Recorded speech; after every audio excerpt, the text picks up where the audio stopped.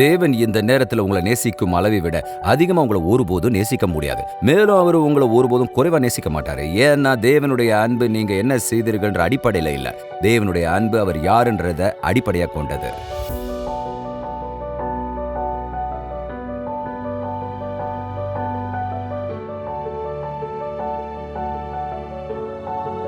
தேவனோட அன்பை பத்தின தவறான புரிதல்கள்ல ஒண்ணு, அது மனித அன்பு செயல்படுற விதத்துல செயல்படுதுன்னு நினைக்கிறது. உண்மையிலேயே மனித அன்பு அப்படி செயல்படவே இல்லை. ஆனா அவங்க அதை அப்படித்தான் பாக்குறாங்க. நான் ஏதாவது தவறு செஞ்சா நான் உங்க ஆதரவை இழந்துடுவேன், நான் ஏதாவது தவறு செஞ்சா நான் உங்க ஆதரவை இழந்துடுவேன், இல்லைன்னா நான் உங்களை எப்போவாது மீறினா நீங்க என்ன நேசிக்கிறத நிறுத்திடுவீங்க.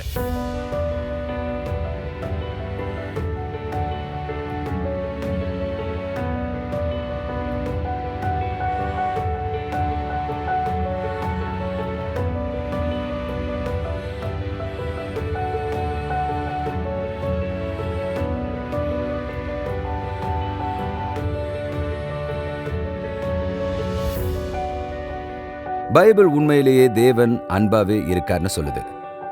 யாராவது உங்களை நேசிக்கிறாங்கன்னு உங்களுக்கு தெரிஞ்சா, தேவன் உங்களை நேசிக்கிறாருன்னு உங்களுக்கு தெரிஞ்சா, அந்த ரெண்டுத்துக்கும் வித்தியாசம் இருக்கும். எரிக் வேஹன் மேயர் வரலாற்றில் எவரெஸ்ட் சிகரத்தை அடைஞ்ச முதல் பார்வையற்ற மனிதர். ஒருபுறம் திபெத்தில் 10,000 அடி செங்குத்தாவும், மறுபுறம் நேபாளத்தில் 7,000 அடி செங்குத்தாவும் விழற மவுண்ட் எவரெஸ்டோட தெற்கு சிகரம் 28,750 அடி உயரத்தில் மலை ஏறுபவர்கள் கடைசியா திரும்பி போற இடம் இது. ஆனா எரிக் வேஹன் மேயர் பின்வாங்கும் மனிதர் இல்லை. கடல் மட்டத்திலிருந்து கிட்டத்தட்ட 5.5 மைல் உயரத்தில் இருக்கிற பனிக்கட்டி குன்றின் குறுக்க நுழையிறத அவர் நிறுத்தல. உண்மையில ஆகஸ்ட் 20, 2008 அன்னைக்கு எரிக் இந்தோனேஷியாவில் இருக்கிற கார்ஸ்டென்ஸ் பிரமிட் உச்சியை அடைஞ்சாரு. இது ஆஸ்திரேலியா, ஆசியாவோட ரொம்ப உயரமான மலை. அங்க ஏறினப்போ உலகத்தோட 7 கண்டங்கள்லையும் இருக்கிற ரொம்ப உயரமான சிகரங்களான 7 சிகரங்களை அடையிற தன் இலக்கை அவர் முடிச்சாரு.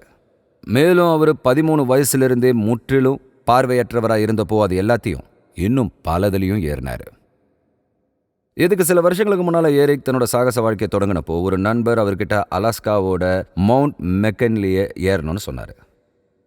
இது முற்றிலும் நம்ப முடியாததா தோணுச்சு. அதை நிறைவேற்ற ஒரே ஒரு வழிதான் இருக்குன்றது அவருக்கு தெரியும். ஒரு பார்வையற்ற மனிதனா இவ்வளோ ஆபத்தான மலை ஏறுறது பைத்தியக்காரத்தனமாக தோன்றலான்னு அவர் சொன்னார். ஆனால் பல வழிகளில் மெக்கன்லி தொடங்குறதுக்கு அது சரியான பெரிய சிகரமாக இருந்தது. எல்லா பாதைகளும் பனிப்பாறைகளெல்லாம் சூழப்பட்டிருக்கிறதுனாலையும் இடைவெளி கொண்ட பிளவுகள் இருக்கிறதுனாலையும் அதில் ஏறுறதுக்கான ஒரே வழி மலை ஏறுற அணியினரோட கயிறால் கட்டப்படுறதான். காற்று வீசிக்கிட்டு இருந்த போதும் எனக்கு முன்னால் காலடி சத்தம் கேட்கலனாலும் கயிறை பின்தொடர்றதுக்கு எனக்கு வழி இருக்குன்னு சொன்னார்.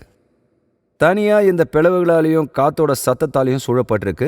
நீங்கள் அடுத்தடி எடுத்து வைக்கவும் உங்களை பாதுகாக்கவும் ஒரு கயிறை தவிர வேற இல்லைன்னு சொன்னார். நான் என்ன செஞ்சேன்னு எனக்கு நினைக்கும் போது என்னுடைய கால்கள் நடுங்குது. பாதி தூரம் ஏறினவங்களோட உயிர் நாடின்றது அவங்களோட இடுப்பில் இருக்கிற வளையத்தின் வழியே போகிற கயிற்றுல இருக்கு. ஒருத்தர் வழிக்கு கீழே போனால் அது அவங்கள பிடிச்சிக்கும், மற்றவங்க கீழே போய் அவங்கள திரும்பவும் மேலே கொண்டு வருவாங்க. மலை ஏறுறவங்களுக்கு அவங்களோட ஸ்திரத்தன்மையை உறுதிப்படுத்துறது தான் அந்த கயிறு. நமக்கு தேவனுடைய அன்பு தான் அந்த கயிறு. வாழ்க்கை பயணத்தில் நம்மளை தாங்கிறது தேவனுடைய அன்பா இருக்கு. மலை ஏறவங்களுக்கு கயிறு மாதிரி அது நம்ம பிடிச்சிக்க வேண்டிய கயிறு இல்லை, அது தேவன் நம்ம மேல வச்சிருக்கிற அன்பின் மூலம் நாம் இணைக்கப்பட்ட ஒரு கயிறு. ரோமர் 8:35 அதிகாரம் 39வது வசனத்துல அப்போஸ்தலனாகிய பவுல் இப்படி சொல்றாரு, நம்முடைய கர்த்தராகிய கிறிஸ்து இயேசுவில் உள்ள தேவனுடைய அன்பை விட்டு நம்மை பிரிக்க மாட்டாதென்று நிச்சயித்திருக்கிறேன்.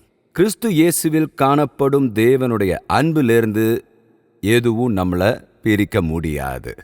தேவனோட அன்பானது வளையத்தின் வழியா போற கயிறு மாதிரியானது. என்ன நடந்தாலும் நாம தேவனோட இணைந்திருக்கும்படி தேவனுடைய அன்பு நம்மோட இணைக்கப்பட்டிருக்கு, அவரோடு இணைக்கப்பட்டிருக்கிறது.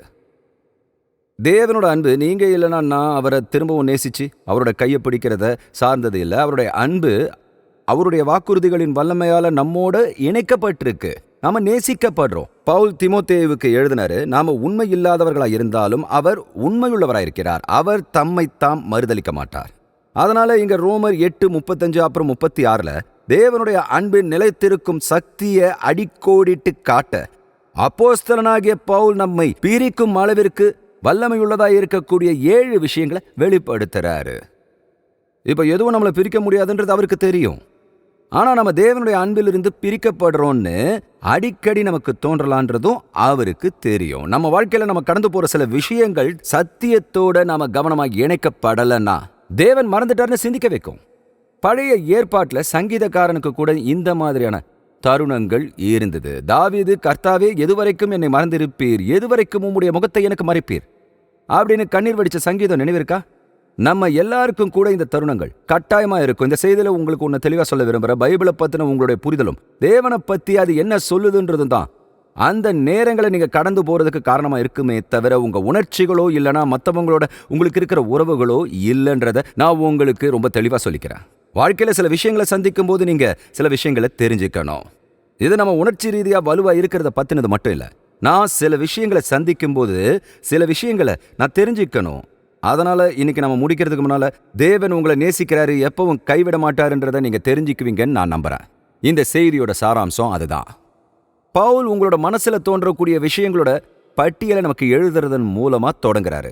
ஒருவேளை இது தேவன் நம்மை தொடர்ந்து நேசிப்பதை தடுக்கும்னு அவர் வசனம் 36 சொல்றாரு. கிறிஸ்துவின் அன்பை விட்டு நம்மை பிரிப்பவன் யார்? உபத்திரவமோ, வியாகுலமோ, துன்பமோ, பசியோ, நிர்வாணமோ, நாசமோசமோ, பட்டயமோ, இது எல்லாமே வாழ்க்கையில ஏற்படுற சூழ்நிலைகள். கடவுள் எங்கன்னு உங்களை நீங்களே கேட்டுக்க வைக்கலாம். ஆனா பவுல் இதை ஒரு சாதாரண இறையியலாளர் போல விவரிக்கல. அதை நீங்க தெரிஞ்சுக்கணும்னு நான் விரும்புறேன். நீங்க நல்லா கவனிக்கணும். பவுல் உண்மையிலேயே அவருக்கு நடந்த விஷயங்களை விவரிக்கிறாரு. 2 கொரிந்தியர் 11 போனா கடைசியா நடந்த பட்டயத்தை தவிர பவுல் எல்லாவற்றையும் அனுபவிச்சத நீங்க கண்டுபிடிக்க முடியும்னு அவர் நமக்கு 7 பிரதிநிதித்துவ வார்த்தைகளை கொடுத்திருக்காரு. மேலும் அவர் அதை ரோம பேரரசரோட கையால அனுபவிக்க போறாரு. பல வருஷங்களுக்கு முன்னால நான் நோய்வாய்ப்பட்டு மேயோ கிளினிக்ல அறுவை சிகிச்சை முடிஞ்சு திரும்பி வந்தப்போ ஒரு பெரிய அறுவை சிகிச்சைக்கு அப்புறம் நான் விழிச்சுக்கிட்டேன். என்னோட மனைவி என்கிட்ட சில அட்டைகளை கொண்டு வந்தாங்க. அடுக்கி வச்சிருந்த அட்டைகளோட முதல் அட்டையில அதோட முன்பக்கத்துல 2 கொரிந்தியர் 11 எழுதப்பட்டிருந்தது.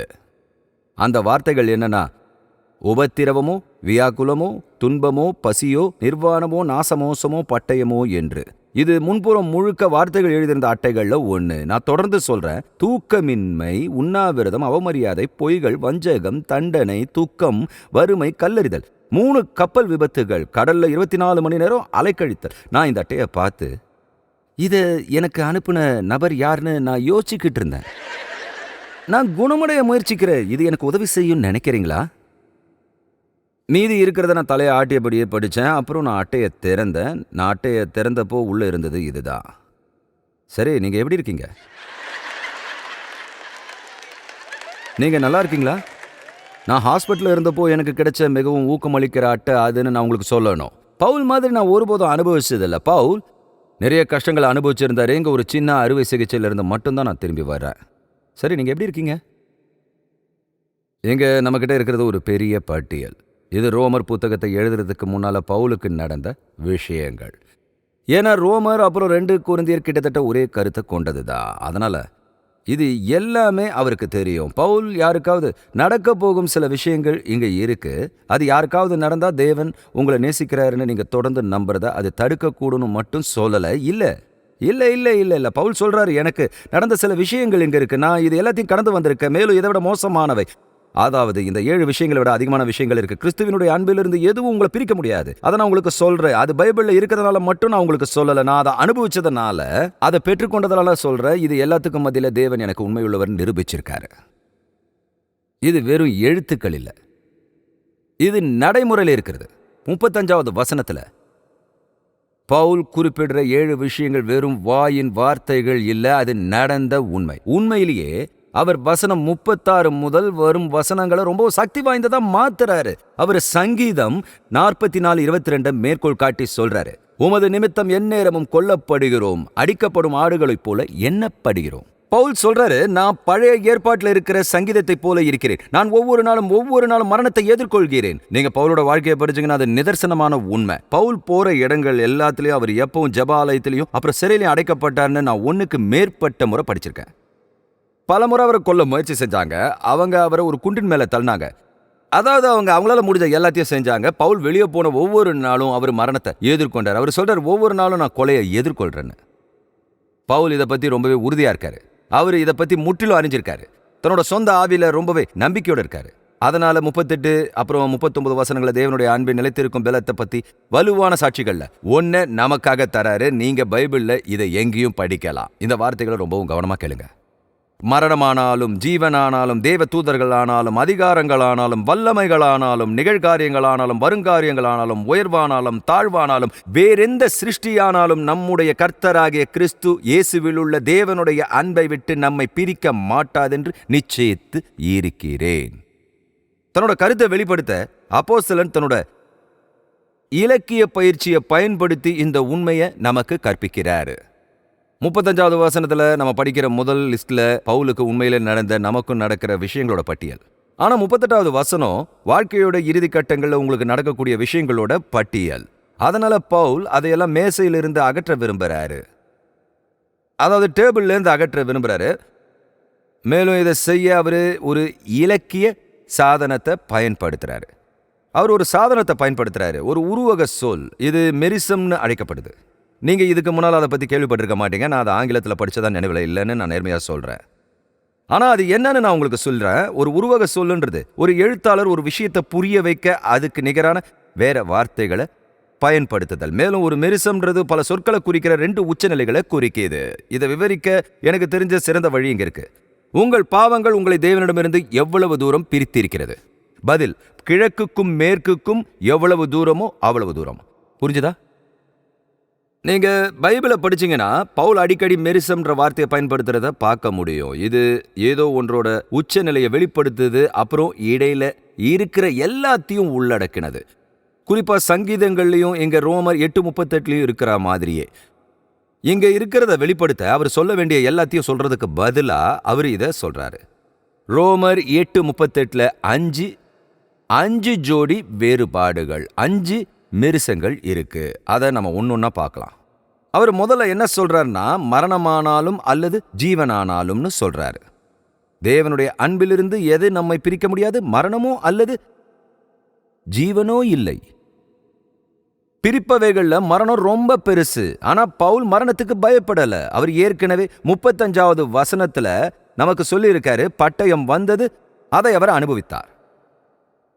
கிறிஸ்து மரணத்தை ஜெயிச்சாருன்றத பவுல் அறிஞ்சிருந்தாரு. அதனால அது இனி அவரை பயமுறுத்த முடியாது. உண்மையில அவர் கொரிந்தியர்களுக்கு இந்த வார்த்தைகளை எழுதினார். அவர் சொன்னாரு, மரணமே உன் கூர் எங்கே? பாதாளமே உன் ஜெயம் எங்கே? மரணத்தின் கூர் பாவம், பாவத்தின் பெலன் நியாய பிரமாணம். நம்முடைய கர்த்தராகிய இயேசு கிறிஸ்துவினாலே நமக்கு ஜெயம் கொடுக்கிற தேவனுக்கு ஸ்தோத்திரம். பவுல் சொல்றாரு, மரணத்தின் நெருக்கடியோ அல்லது வாழ்க்கையின் பேரழிவுகளோ அல்ல. என்ன மாதிரியான பேரழிவுகள்? அவர் முன்னாடியே குறிப்பிட்ட அனைத்து விஷயங்களும், உபத்திரவம், துன்பம், கஷ்டம், துக்கம். பவுல் சொல்றாரு, அந்த விஷயங்கள்ல எதுவும் உங்களை தேவனுடைய அன்பிலிருந்து பிரிக்காது. மரணத்தின் நெருக்கடியோ இல்ல வாழ்க்கையின் பேரழிவுகளோ இல்லை. அப்புறம் அவர் அதை மட்டும் இல்ல, மரணத்தின் நெருக்கடியோ அல்லது வாழ்க்கையின் பேரழிவுகளோ உங்களை பிரிக்காது. தொடர்ந்து தேவ தூதர்களோட தலையீடோ இல்ல அதிகாரத்தின் ஊடுருவலோ உங்களை பிரிக்காதுன்னு பைபிள் தொடர்ந்து சொல்லுது. தேவ தூதர்களோ அதிகாரங்களோ அல்ல என்பது அடுத்த சொற்றொடர். அதன் அர்த்தம் என்ன? சரி, சிலர் அது நல்ல தேவ தூதர்களா இருக்க முடியாதுன்னு சொல்றாங்க. ஏன்னா நல்ல தூதர்கள் உங்களை தேவனுடைய அன்பிலிருந்து பிரிக்க முயற்சி செய்ய மாட்டாங்க. ஆனா நம்ம அப்படி சொல்லும்போது பவுல் தன்னால முடிஞ்ச ரொம்ப கடுமையான நடவடிக்கைகளை எடுக்கிறதுனால நம்ம முக்கியமான விஷயத்தை தவற விடலாம். ஒருவேளை அவரோட மனசுல இருக்கிற எல்லைகள், அதிகாரங்கள், அதாவது சாத்தான், அப்புறம் நல்ல தூதர்கள், அப்புறம் இடையில இருக்கிற எல்லாமே, ஆவிக்குரிய உலகத்துல இருக்கிற அந்த 2 விஷயங்களுக்கு இடையில இருக்கிற எதுவும் உங்களை தேவனுடைய அன்பிலிருந்து பிரிக்க முடியாது. எதுவுமே. தேவனுடைய அன்பிலிருந்து நீங்கள் பிரிக்கப்படுவது சாத்தியமற்றதுன்னு பவுல் சொல்றாரு. தேவனுடைய அன்பின் கயிறு உங்கள் வளையத்தின் வழியாக செல்கிறது, அதை அகற்ற முடியாது. அதனால நம்ம தேவ தூதர்களின் உலகில் பாதுகாப்பா இருக்கோம், நாம் அதிகாரத்தின் உலகிலும் பாதுகாப்பா இருக்கோம். அப்புறம் அவர் தொடர்ந்து சொல்றாரு, மரணத்தின் நெருக்கடியையோ அல்லது வாழ்க்கையின் பேரழிவுகளையோ, தேவ தூதர்களின் தலையீடோ அல்லது அதிகாரத்தின் ஊடுருவலோ அல்ல, இன்றைய விஷயங்களோ அல்லது வரவிருக்கும் விஷயங்களோ இல்லை, நிகழ்காரியங்களோ அல்லது வரும் காரியங்களோ இல்லை. பவுல் சொல்றாரு, இதோ அடுத்த மெரிசம். இப்போ உங்களுக்கு நடந்துகிட்டு இருக்கிற எல்லாத்தையும் எடுத்துக்கங்க. எதிர்காலத்தில் உங்களுக்கு நடக்கக்கூடிய எல்லாத்தையும் எடுத்துக்கங்க. அதுக்கிடையே ஒரு கோட்டை வரைங்க. அந்த கோட்டில் தேவனுடைய அன்பிலிருந்து உங்களை பிரிக்கக்கூடிய எதையும் நீங்க ஒருபோதும் கண்டுபிடிக்க மாட்டீங்க. கயிறு பாதுகாப்பானது, ரொம்ப ரொம்ப பாதுகாப்பானது. தேவனுடைய அன்பு முழுமை ஆனது. நீங்க இது உண்மைன்னு எனக்கு எப்படி தெரியும்? தேவனோட அன்பிலிருந்து என்ன எதுவும் பிரிக்காதுன்னு எனக்கு எப்படி தெரியும்னு கேட்குறீங்க. இது நாம செய்யக்கூடிய ஒரு அற்புதமான செயல். எனக்கு உங்களுடைய உதவி தேவைப்படுது. ரோமர் 8ல் சில கேள்விகள் இருக்கு. அது சொல்லாட்சி கேள்விகள்னு அழைக்கப்படுது. ஏன்னா அதுக்கான பதில் கற்பனை செய்யப்படுது. 8வது அதிகாரத்தோட 31வது வசனத்துல முதல் கேள்வி, தேவன் நம்முடைய பட்சத்தில் இருந்தால் நமக்கு விரோதமாய் இருப்பவன் யார்? அதுக்கான பதில் என்ன? யாரும் நிற்க முடியாது. அதனால இந்த கேள்விகளை கேட்க போற எனக்கு நீங்க உதவி செய்யணும். நான் அதை மறுபடியும் படிக்க போறேன். நீங்க யாரும் நிற்க முடியாதுன்னு சொல்லணும்னு நான் விரும்புகிறேன். இப்போ நீங்க தூங்கி எழுந்த மாதிரி சொல்ல வேண்டாம், உங்களுக்கு புரிஞ்ச மாதிரி சொல்லணும். நீங்க அதை அதிகாரத்தோட சொல்லணும்னு விரும்புகிறேன். ஏன்னா இதை தான் செய்யணும். அவர் இந்த சொல்லாட்சி கேள்விகளை கேட்டாரு. அதற்கான பதில் நம்ம இதயத்துல இருக்கணும். நீங்க தயாரா இருக்கீங்களா? நாம தொடர்ந்து பார்க்கலாம், சரியா? தேவன் நம்முடைய பட்சத்தில் இருந்தால் நமக்கு விரோதமாய் இருப்பவன் யார்? தேவன் தெரிந்து கொண்டவர்கள் மேல் குற்றம் சாட்டுகிறவன் யார்? ஆக்கினைக்குள்ளாக தீர்க்கிறவன் யார்? கிறிஸ்துவின் அன்பை விட்டு நம்மை பிரிப்பவன் யார்? அவ்வளவுதான். நான் அடுத்த ஒண்ணுக்கு போறேன்.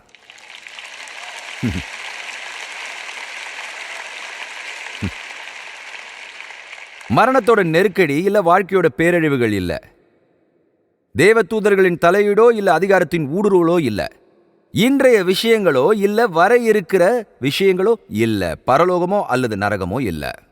தேவனுடைய படைப்பின் ரொம்ப உயர்ந்த அப்புறம் தாழ்ந்த புள்ளிக்கு இடையிலான அனைத்து இடங்கள்லையும் தேவன் இருக்கிறதுனால அன்பும் அங்க நிச்சயம் இருக்கும்.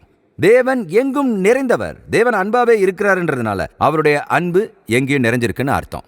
தேவன் தன்னோட மக்களோட இருக்கிறத பத்தி பைபிள்ல பல கதைகள் இருக்கு. பைபிள்ல ஆரம்ப கால திருச்சபை வரலாறுலையும் நவீன காலத்திலையும் தேவனுடைய அன்பின் பிரசனத்திலிருந்து தப்பிப்பது சாத்தியமற்றதுன்றதை நாம தொடர்ந்து நினைவூட்டி வருகிறோம். அப்புறம் 5வது, வலிமையான எதுவும் இல்லைன்னா படைக்கப்பட்ட எதுவும் இல்லை. அவர் சொல்றாரு, வல்லமையோ அல்லது வேறு எந்த படைக்கப்பட்ட பொருளோ அல்ல. வல்லமைன்ற வார்த்தை பொதுவா அற்புதம்ன்ற வார்த்தையால மொழிபெயர்க்கப்படுது. தேவனுடைய அன்பிலிருந்து உங்களை பிரிக்கக்கூடிய எந்த ஒரு பிசாசின் வல்லமைகளோ இல்லைன்னு பைபிள் சொல்லுது. இங்க எதுவுமே இல்லை. இது பவுலோட சுருக்கமான கூற்றுன்றதுனால எனக்கு இது ரொம்ப பிடிக்கும். அவர் சொல்றாரு, வேற எந்த சிருஷ்டியானாலும் இப்பொழுது உலகில் எத்தனை விஷயங்கள் படைக்கப்படாதவை. எத்தனை? ஒன்று, தேவன் மட்டுமே. தேவன் படைக்கப்படாதவர். அவர் எல்லாவற்றையும் படைத்தார். அவர் சொல்றாரு, படைக்கப்பட்ட எந்த பொருளும் உங்களை தேவனுடைய அன்பிலிருந்து பிரிக்க முடியாது. அதுல என்ன அடங்கும்? உலகத்தில் இருக்கிற எல்லாமே தேவனால படைக்கப்பட்டிருக்கு. அதனால அது சுருக்கமான கூற்று. தேவன் பவுல் மூலமா சொல்றாரு, நான் எனது பட்டியலை உருவாக்கியுள்ளேன், இந்த வேறுபாடுகள் அனைத்தையும் நான் உங்களுக்கு கொடுத்துள்ளேன். நீங்கள் அதை புரிந்து கொள்ளவில்லை என்றால் இதை நீங்கள் தவறவிடாமல் இருக்க நான் இன்னும் ஒரு வசனத்தை சொல்கிறேன். காலத்தின் தொடக்கத்திலிருந்து இன்று வரை முழு உலகிலும் படைக்கப்பட்ட எதுவும் இல்லை. தேவனுடைய அன்பிலிருந்து உங்களை பிரிக்கக்கூடிய எதுவும் இல்லை என்று சொல்கிறார். இப்போ அதை எவ்வளவு தெளிவா உருவாக்க முடியும்னு எனக்கு தெரியல. அதுதான் தேவன் நமக்கு அளிக்கிற சாட்சியம். அதான் அவரோட வாக்குறுதி. உங்களில் சிலர், சரி பாஸ்டர், எனக்கு தெரிஞ்ச வரைக்கும் மனுஷன்கிட்ட நிச்சயமா உண்மையான அன்பு இல்லை, நான் நிறைய விஷயங்களை சந்திச்சுட்டு வரேன், தேவன் என்ன மறந்துட்டாருன்னு நினைக்கிறேன்னு சொல்றீங்க. சரி, உங்க உணர்வுகளை பத்தி எனக்கு தெரியாது, எனக்கு இதுதான் தெரியும். தேவன் உங்களை மறக்கலன்னு நான் உங்களுக்கு உறுதி அளிக்கிறேன். அவரோட வார்த்தை தெரியும். நான் முன்னால சொன்னது என்னன்னா, தேவன் உங்களை மறந்துட்டாருன்னு நீங்க உணர்ற சூழ்நிலைகளை நீங்க போகும்போது நீங்க எப்படி உணர்றீங்கன்றது முக்கியம் இல்லை, மறந்துவிட்ட சூழ்நிலை தான் முக்கியம்னு உங்களுக்கு தெரியும். தேவனோட வார்த்தை உங்களுக்கு தெரியலனா, தேவன் வாக்குறுதி அளித்தது உங்களுக்கு தெரியலனா, சத்தியத்தை உங்க இதயத்துல ஏத்துக்கலனா, இந்த காலங்கள் வரும்போது உங்கள் உணர்ச்சிகள் உங்க வாழ்க்கையை ஆக்கிரமிக்கும். உங்க உணர்ச்சிகள் உங்க வாழ்க்கையை ஆக்கிரமிக்க விடாதீங்க. அதை தயவு செய்து ஆக்கிரமிக்க விடாதீங்க. அதை கடந்து போங்க. இயேசு கிறிஸ்துவில் உங்கள் இருதயமும் உங்கள் மனமும் உங்கள் வாழ்க்கையை ஆக்கிரமிக்கட்டும். நீங்க இதை சமாளிக்க முடியும். ஏன்னா உங்களோட இதயத்துல உங்களுக்கு தெரியும், என்னை அவருடைய அன்பின் கயிற்றில் கட்டி போட்ட ஒரு தேவன் எனக்கு இருக்கிறார். நான் இணைக்கப்பட்டிருக்கிறேன். எனக்கு அது தெரியும். ஆமேன். இப்போ இது எல்லாத்துடைய சுருக்கமும் முடிவும் இங்க இருக்கு. வசனம் 37 பவுல் சொல்றாரு, அது உண்மையாக இருந்தால், அது உண்மைன்னு நமக்கு தெரிஞ்சா அது நம்மை மாற்றுகிறதுன்னு சொல்றாரு. அது நம்ம எப்படி மாற்றுகிறது? ரோமர் 8:37 வசனத்தை படிக்கிற, இவை எல்லாவற்றிலேயும் நாம் நம்மில் அன்பு கூறுகிறவராலே முற்றும் ஜெயம் கொள்ளுகிறவர்களாய் இருக்கிறோமே. ஒரு வெற்றியாளரை விட அதிகமா இருப்பதன் அர்த்தம் என்ன? அதாவது நீங்க ஒரு ஜெயம் கொள்ளுகிறவர்களா இருந்தா இன்னும் என்ன இருக்க முடியும்? பைபிள்ல ஜெயம் கொள்ளுகிறவர்கள் என்ற இந்த சின்ன சொற்றொடர் காணப்படுற ஒரே இடம் இதுதான். இது 2 கிரேக்க வார்த்தைகளோட இணைப்பு. ஹூப்பேர், அதாவது முற்றும், மற்றும் நிகாவோ, ஜெயம் கொள்ளுகிறவர்கள். நைக்கின்ற வார்த்தையை நாம பெறுகிறோம். நாம ஹூப்பர் நிகாவோ, நாம வெற்றியாளர்களை விட அதிகமா இருக்கோம்.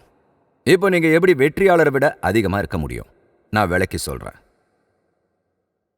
நாம் வெறும் வெற்றியாளர்கள் அல்ல, நாம் வெற்றியாளர்களை விட அதிகமாக இருக்கிறோம். நம்மளை எதிர்க்கிற சக்திகளை மட்டும் இல்ல, வெற்றியாளர்களை விட அதிகமானவற்றையும் நாம நடுநிலையாக்கி இருக்கோம். அவங்களுக்கு எதிரான விஷயங்களை எடுத்து அதை நம்மளோட வெற்றியின் ஒரு பகுதியா மாற்றி இருக்கோம்.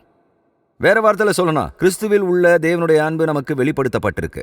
யாராலும் அல்லது எதுவும் ஒருபோதும் பிரிக்க முடியாத அன்பு. அதனால நமக்கு எதிராக வர எல்லாவற்றின் வல்லமையை நாம் நிறுத்தவோ தோற்கடிக்கவோ மாட்டோம். அதைவிட அதிகமாக ஏதாவது நடக்கிறது. போரில் சென்றதற்காக நம்ம சிறந்தவர்கள். இந்த விஷயங்களால நம்ம சிறந்த மனிதர்களா மாறுறோம், நாம வளர்றோம். வாரன் வேஸ்பி சொன்ன மாதிரி வாழ்க்கையில் ஏற்படும் புடைப்புகளில் நாம் காலடி எடுத்து வைக்கிறோம், நாம் உயர்ந்த நிலைக்கு செல்கிறோம். பவுல் டேபிள்ல வச்ச இந்த எல்லா விஷயங்களையும் நாம எதிர்கொள்ளும் போது, அதை கடந்து போகும்போது, தேவனுடைய அன்பை நம் இதயத்தில் இணைத்துக் கொண்டு அதை கடந்து போகும்போது, அவருடைய வல்லமையால அதை கடந்து போனதன் விளைவு என்னன்னா, நாம் அதை கடந்து செல்லாவிட்டால் நாம் ஒருபோதும் இருந்திருக்க முடியாததை விட அந்த விஷயங்களின் மறுபக்கத்தில் நம்ம சிறந்தவர்களா இருக்கோம். 10 வருஷங்களுக்கு முன்னால எனக்கு இருந்த சவால்களின் போது எனக்கு வந்த சிறந்த விஷயங்கள்ல ஒண்ணு இந்த எளிய சிந்தனை. நான் முதல் முறையா திரும்பி வந்தப்போ பிரசங்க மேடையில் எழுந்தப்போ சொன்னேன், தேவன் நமக்கு போதும், அவர் போதும். அதாவது உங்க இதயத்துல நீங்க கடந்து போற கடினமான விஷயங்களை கடந்து மறுபுறம் இந்த நம்பிக்கையோட வெளியே வர நான் சொல்றேன், எனக்கும் அது நடந்தது. நான் அந்த விஷயங்களை கடந்து போனேன். என் தேவன் போதும்னு நான் உங்களுக்கு சொல்ல விரும்புறேன். அதுல இருந்து நீங்க ஒருபோதும் மேல முடியாது. ஏன்னா அடுத்த முறை உங்களை நோக்கி வர விஷயங்களை நீங்க பார்க்கும்போது நீங்க பயப்பட வேண்டியதில்லை. அது எதுவா இருந்தாலும் சரி, உங்களை நோக்கி என்ன வந்தாலும், எனக்கும் அது நடந்தது, என் தேவன் போதும்.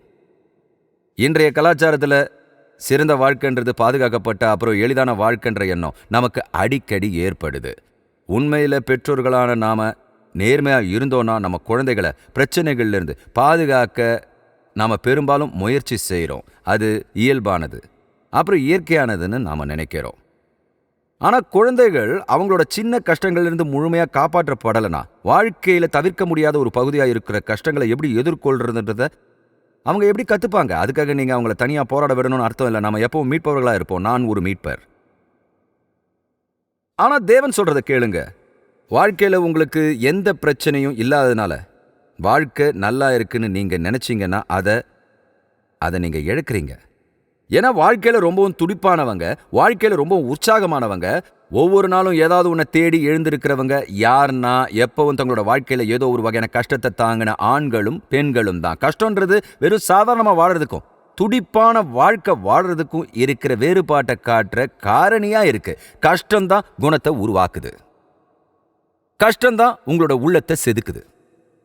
இங்க சாண்டியாகோல நீங்க கடலுக்கு போனீங்கன்னா பெரிய அலைகளை நீங்க அடிக்கடி பார்க்க முடியும். அது எல்லா சாதாரண நீச்சல் வீரர்களையும் பயமுறுத்தும். மேலும் அதோட போக்கில் சரிக்கு விளையாடுற எல்லா வீரர்களுக்கும் அது ரொம்ப பெரிய சிலிர்ப்பை ஏற்படுத்தும். இப்போ அதை நம்ம சொந்த சூழ்நிலைகளுக்கு பயன்படுத்திப்போம். நாம தவிர்க்கவும் எதிர்த்து போராடவும் முயற்சிக்கிற விஷயங்கள், உபத்திரவம், துன்பம், அப்புறம் கஷ்டங்கள், இதுதான் நம்ம கிட்ட ஏராளமான மகிழ்ச்சியை உருவாக்குது. இந்த எல்லாத்திலையும் நாம அவர் மூலமா ஜெயம் கொள்பவர்களை விட அதிகமா இருக்கோம். அது இருந்த போதும் கூட இல்லை. ஆனா அதுக்கு நடுவில், அதனால இந்த தொடரில் நம்ம ஏற்கனவே கத்துக்கிட்ட மாதிரி தேவனுடைய அன்பு இல்லைன்றதுக்கான அடையாளமா கஷ்டங்கள் இருக்கிறத விட நம்மளோட வெற்றிக்கும் சகிப்புத்தன்மைக்கும் பின்னால அவருடைய அன்பு இருக்குன்றதுக்கு இன்னும் அதிகமான சான்றுகள் இருக்கு. இந்த உண்மையை நீங்க புரிஞ்சுப்பீங்கன்னு நம்புறேன். ஏன்னா இது புரட்சிகரமானது. தேவன் உங்களையோ இல்லை என்னையோ வாழ்க்கையில் வர கஷ்டத்திலிருந்து பாதுகாக்க போறதில்ல. நம்ம எல்லாருமே அதை கடந்து போய் தான் ஆகணும். சில சோதனைகள் இல்லாமல் நம்ம தொட்டிலிருந்து கல்லறைக்கு போக முடியாது. எனக்கு ஒரு சாட்சி கிடைக்குமா? அது சரி, கர்த்தரோட நடக்காதவங்களை விட எனக்கு ஏன் அதிகமாக கஷ்டம் வருதுன்னு உங்களுக்கு தோணலாம். நான் உங்களுக்கு ஒன்று சொல்கிறேன், அவங்களுக்கு போராட்டங்கள் வரும். ஆனால் நம்ம கஷ்டங்களை எதிர்கொள்ள தேவையான பலத்தை தேவன் நமக்குள்ள வச்சிருக்காரு. நான் உங்களுக்கு ஒன்று சொல்ல விரும்புகிறேன். இந்த உண்மையை நம்ம கற்றுக்கிறது நல்லது. இந்த தேசத்தோட எதிர்காலத்தை நான் பார்க்கும்போது இந்த உண்மையை நம்ம கற்றுக்கலன்னா கிறிஸ்துவுடனான நம்மளோட நடைப்பயணத்தில் பின்தங்கியிருப்போம். இன்னைக்கு ஒரு கிறிஸ்துவரா இருக்கிறது கடினம்னு நீங்க நினைக்கிறீங்களா? நம்ம பரலோகத்துக்கு போறதுக்கு முன்னால அது ரொம்பவும் கடினமாயிடும். மேலும் இந்த சவால்களை எதிர்கொள்றது எப்படின்றத கத்துக்கிறது நல்லது. இதனால நம்மளோட தேசத்துல இந்த சவாலான நேரம் வரும்போது தேவன் நம்மளை பயன்படுத்த முடியும். கோரி டென் பூம்ன்றவர் நாஜி மரண முகாமான ரேவன்ஸ்பிரக்ல இருந்தாரு. அங்க தினமும் அதிகாலை 4:30 மணிக்கு அழைப்பு வரும். பெரும்பாலான காலை நேரங்கள் ரொம்பவும் குளிரா இருக்குன்ற உண்மையை பத்தி அவர் எழுதுறாரு. சில நேரங்களில் பெண்கள் கூட எலும்பு உரைய வைக்கிற குளிர்ல விடியற் காலைக்கு முன்னால மணிக்கணக்கில் அசையாம நிக்க வேண்டிய கட்டாயம் ஏற்படும். தண்டனை முகாம்கள் பக்கத்திலே இருந்தது. அங்க பகல் முழுக்க அப்புறம் இரவு முழுவதும் மிருகத்தனத்தோட சத்தங்கள் கேட்டுக்கிட்டே இருக்கும். நேரத்தை கட்டுப்படுத்துற அலறுகளும் வழக்கமான தாளத்தில் அடிக்கிற அடிகளும் இருந்தது. ஆனா கோரி அப்புறம் அவரோட சகோதரி பெட்சி கிட்ட ஒரு பைபிள் இருந்தது. ஒவ்வொரு சந்தர்ப்பத்திலையும் அவங்க தனிமையில் இருந்த பெண்கள் எல்லாரையும் எரியிற நெருப்பை சுத்தி ஒன்று திரட்டி ரோமர் 8 எல்லாருமா சேர்ந்து ஒன்னா உறக்க வாசிப்பாங்க. கிறிஸ்துவின் அன்பை விட்டு நம்மை பிரிப்பவன் யார்? உபத்திரவமோ, வியாகுலமோ, துன்பமோ, பசியோ, நிர்வாணமோ, நாசமோசமோ, பட்டயமோ, இவை எல்லாவற்றிலையும் நாம் நம்மில் அன்பு கூறுகிறவராலே முற்றும் ஜெயம் கொள்ளுகிறவர்களாய் இருக்கிறோமே. மேலும் கோரி டென் பூம் சொன்னாங்க, பெட்சி இந்த வார்த்தைகளை படிக்கும்போது நான் எங்களை சுத்தி பார்ப்பேன். மேலும் ஒளி முகத்திலிருந்து முகத்துக்கு தாவறத நான் பார்ப்பேன். இது வெற்றியாளர்களை விட பெருசு. அது வெறும் ஆசை இல்லை, அது ஒரு உண்மை. எங்களுக்கு அது தெரியும். நிமிடத்திற்கு நிமிடம் உதவி அப்புறம் நம்பிக்கையை நாங்க அனுபவிச்சோம். அவங்க ரொம்பவும் நேர்மையா சொன்னாங்க, ரேவன்ஸ்ப்ரூக்ல வாழ்க்கை உங்களை 2 தனித்தனி நிலைகளுக்கு கூட்டிட்டு போச்சு. ஒன்று, ஒவ்வொரு நாளும் ரொம்பவும் கொடூரமா வளர்ந்த கவனிக்கத்தக்க வெளிப்புற வாழ்க்கை. இன்னொன்னு, தேவனுடன் நாம் வாழ்ந்த வாழ்க்கை. உண்மையின் மீது, சத்தியத்தின் மீது, மகிமையின் மேல் மகிமை அடைந்து சிறப்பாக வளர்ந்தது. அந்த பெண்ணுக்கு வந்த கஷ்டங்கள் ஹோலோகாஸ்ட் நாட்களில் அதிகம் படிக்கப்பட்ட பெண்களில் ஒருத்தர். அவரோட எழுத்துக்கள், நம்பிக்கை, தைரியம் மூலமாக பலரோட வாழ்க்கையை தொட்டவங்க. அவங்க வாழ்க்கையோட கஷ்டங்களில் முன்னேறினாங்க. மேலும் அவங்க ஒரு வெற்றியாளரை விட பெரியவரானாங்க. தேவன் நாம எப்படியாவது நம்மளோட கஷ்டங்களை கடந்து போறத விரும்பல. வெற்றி பெற்று நம்ம கைகளை உயர்த்தி நம்ம கஷ்டங்களை கடந்து வரணும்னு விரும்புறாரு. ஹல்லேலூயா. அதனால நீங்க கடினமான விஷயங்களை சந்திக்கும் போது, ஒருவேளை நீங்க தொடர்பில்லாது இருக்கலான்னு நீங்க யோசிக்கும் போது இதை நினைவில் கொள்ளுங்க. எதுவும் உங்கள் ஆண்டவராகிய கிறிஸ்து இயேசுவில் உள்ள தேவனுடைய அன்பிலிருந்து உங்களை பிரிக்க முடியாது. திரும்பவும் சொல்றேன், நம்முடைய கர்த்தராகிய கிறிஸ்து இயேசுவில் உள்ள தேவனுடைய அன்பை விட்டு நம்மை பிரிக்க மாட்டாது என்று நிச்சயித்திருக்கிறேன். ஏன் தெரியுமா? ஏன்னா தேவன் உங்களை நேசிக்கிறார். அவர் எப்பவும் நேசிக்கிறார், எப்பவும் உங்களை நேசிப்பார். இன்றைய திருப்பு முனை நிகழ்ச்சியில இந்த நற்செய்தியை பார்த்ததுக்கு ரொம்ப நன்றி. தேவனோட வார்த்தையால நீங்க ஊக்குவிக்கப்பட்டிருப்பீங்கன்னோ, நம்மளோட அன்பான தேவனோட உறவு வச்சிருக்கிறதுன்னா என்னன்றதை பத்தியும் இன்னும் அதிகமா கண்டுபிடிச்சிருப்பீங்கன்னு நான் நம்புறேன். நீங்க அவரோட தனிப்பட்ட உறவை கொண்டு இருக்கலன்னா, அதை நீங்க தொடங்க விரும்புனீங்கன்னா இன்னைக்கே அதை செய்யலாம். தேவனோட இலவச ரட்சிப்பின் பரிசை பெற நீங்க செய்ய வேண்டியதெல்லாம் உங்க பாவத்திலிருந்து மனம் திரும்பி ஆண்டவராகவும் ரட்சகராகவும் இருக்கிற இயேசு கிறிஸ்துவிடம் திரும்புவதுதான். இன்னைக்கு நீங்க இந்த விசுவாசப்படி எடுத்திருந்தா, நம்பகமான ஊழியத்தையோ இல்ல உள்ளூர் தேவாலயத்தையோ தொடர்பு கொண்டு உங்க முடிவை பத்தி யார்கிட்டையாவது நீங்க தெரிவிக்கணும்னு உங்களை ஊக்குவிக்கிறேன்.